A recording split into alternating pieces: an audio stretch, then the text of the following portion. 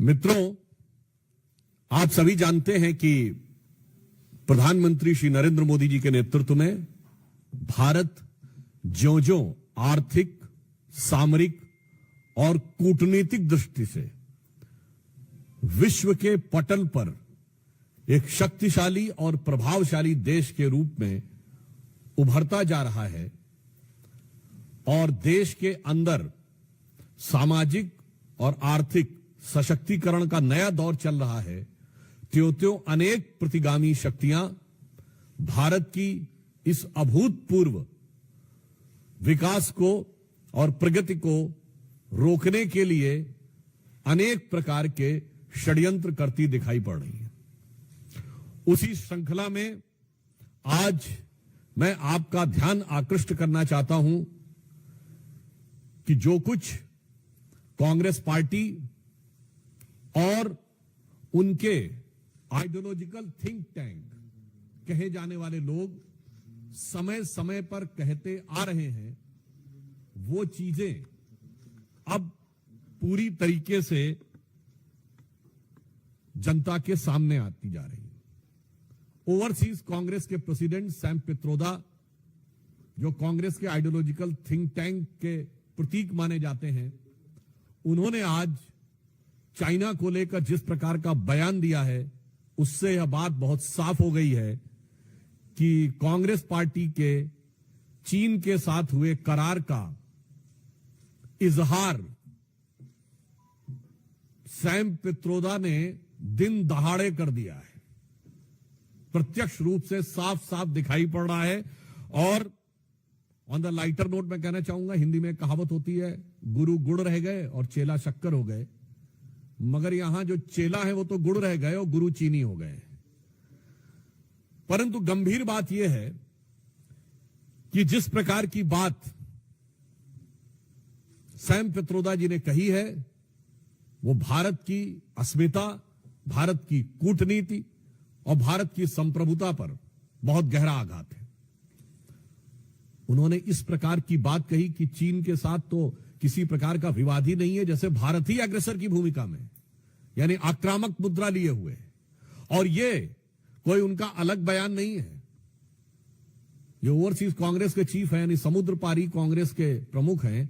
अब समुद्र पार से तो सोरस के सुर भी कांग्रेस के साथ मिलते हुए नजर आते हैं, परंतु यहां पर एक बहुत गंभीर बात है कि जो कुछ सैम पित्रोदा ने कहा है, यह कोई आइसोलेटेड इवेंट नहीं है, आइसोलेटेड स्टेटमेंट नहीं है।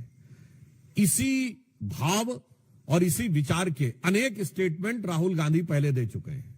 याद करिए, राहुल गांधी जी ने विदेश में क्या कहा था कि चाइना ने बड़ा संघर्ष करते हुए ऊपर उठने का उदाहरण प्रस्तुत किया है उन चुनौतियों के बीच से। आपको याद हो अभी कुछ दिन पहले के अपने विदेशी दौरे में क्या कहा कि चाइना ने अनएम्प्लॉयमेंट को बहुत अच्छे तरीके से टैकल किया है, जबकि फैक्ट ऑफ द मैटर है इस समय चाइना में एम्प्लॉयमेंट रेट 24% है।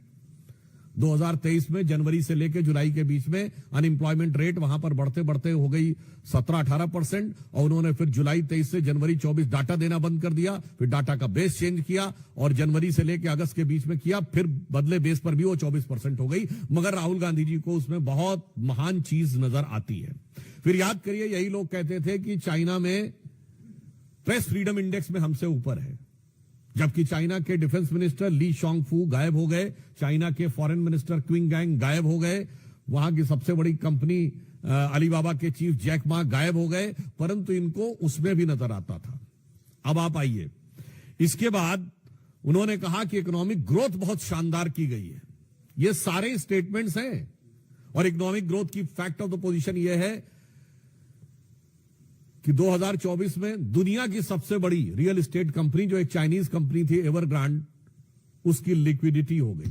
हांगकांग कोर्ट ने कह दिया लिक्विडेट कर दिया जाए। चीन के ह्यूनान प्रोविंस में कई बैंक्स बैंकरप्ट हो गए, कितनी रियल एस्टेट कंपनीज बैंकरप्ट हो गई, that is one other thing.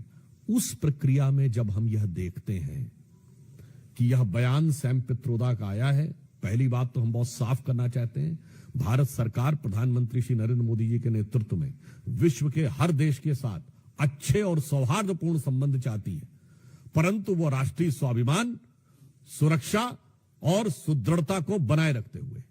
अब इसके बाद उनका यह बयान कहना, तो मैं पूछना चाहता हूं, ये गलवान के शहीदों का अपमान है कि नहीं? मैं कांग्रेस पार्टी से सीधे पूछना चाहता हूं। गलवान में जो हुआ, हमारे 20 सैनिक बलिदान हो गए, और उसके बाद यदि आपका ओवरसीज का चीफ इस प्रकार की भाषा बोलता है तो यह निंदनीय है, भर्त्सना योग्य है, और यह भारत और भारतीय सेना, भारतीय सैनिकों के बलिदान का घनघोर अपमान है। इसलिए मैंने आपसे बात कही कि यह एक पूरा सीक्वेंस ऑफ इवेंट है जिसमें सैम पित्रोदाय बोलते हुए नजर आ रहे हैं। वैसे ऑन द रेफरेंस मैं आपको पहले बता दूं, बोल चुका हूं तो एक बार रिमाइंड भी कर दूं। वैसे आपको पता है, भारत में एक दौर ऐसा भी था जब चीन को हमने सैनिकों को चावल प्रोवाइड किए थे।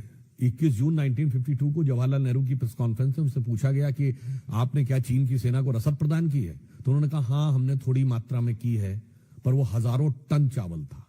और कहा इसलिए कि उनको बहुत जरूरत है, हम उनको जिंदा रखने के लिए दे रहे हैं। जबकि उस समय तिब्बत में एट्रोसिटीज हो रही थी, और वो इसलिए था कि उस समय चाइना का नियरेस्ट शहर चेंगडू 2000 किलोमीटर से अधिक दूर था, और सड़कें भी खराब थी। भारत से तवांग से 250 पौने 300 किलोमीटर की थी, और सड़क भी अच्छी थी।